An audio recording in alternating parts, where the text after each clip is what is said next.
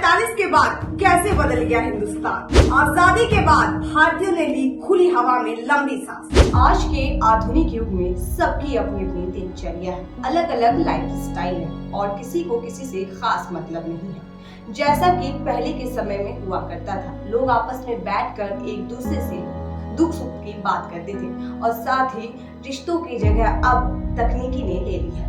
हालांकि हमारा आज का विषय मोबाइल फोन नहीं बल्कि इससे मिलता जुलता है। हम आज की जिंदगी और भारत के आजाद होने से पहले की जिंदगी पर कुछ प्रकाश डालते हैं और आपके समक्ष कुछ ऐसी बात को साझा करेंगे जिसे सुनकर आप जानकर हैरान हो जाएंगे और सोच में पड़ जाएंगे कि कभी इस बात पर गौर क्यों नहीं किया। तो चलिए वीडियो की शुरुआत करते हैं, लेकिन उससे पहले मैं अपना परिचय दे देती हूँ। नमस्कार, मैं हूँ आतिफा शेख और आप देख रहे हैं GPN24 का डिजिटल प्लेटफॉर्म। क्या आपने कभी सोचा है कि 100 साल पहले हमारा देश भारत कैसा था? उस दौर में लोग कैसे रहते थे, कैसे एक दूसरे से संपर्क करते थे? सवाल सुनकर सोच में पड़ गए ना।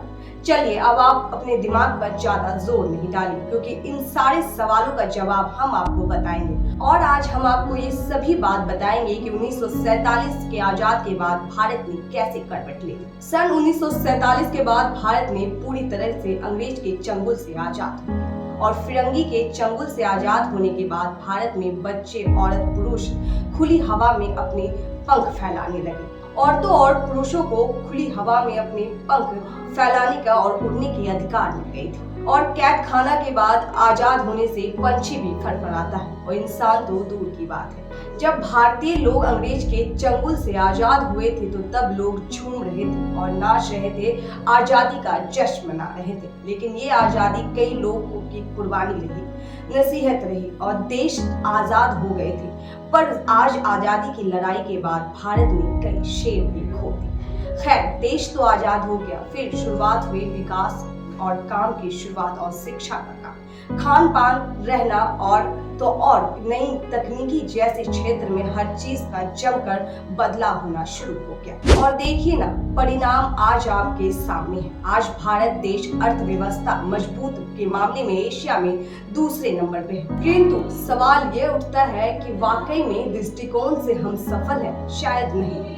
देखा जाए तो हमारे देश की पीढ़ी को पूरी तरह से चीन के बारे में कुछ ज्यादा पता नहीं है, क्योंकि जब इनका जन्म हुआ था तो इनके सामने देश की राजधानी दिल्ली, महाराष्ट्र, मुंबई, कोलकाता, चेन्नई जैसे चमचमाते शहर थे और आज हमारा देश काफी तरक्की कर ली है। ऊंची ऊंची इमारत, मेट्रो, फ्लाइट्स और सुपर फास्ट ट्रेन सब हमारे देश की पहचान हो चुकी है।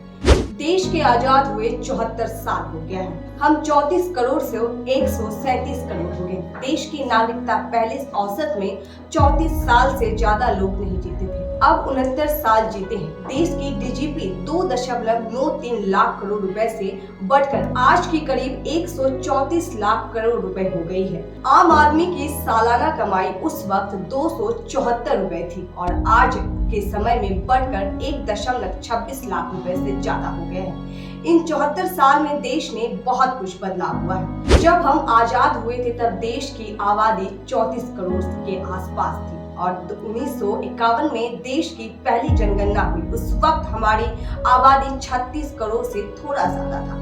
आखिरी बार 2011 में जनगणना हुई थी, तब आबादी बढ़कर 121 करोड़ के पार हो गई थी। हालांकि आधार बनाने वाली संस्था UIDAI ने दिसंबर 2020 तक देश की आबादी 137 करोड़ से ज्यादा होने पर अनुमान बताया।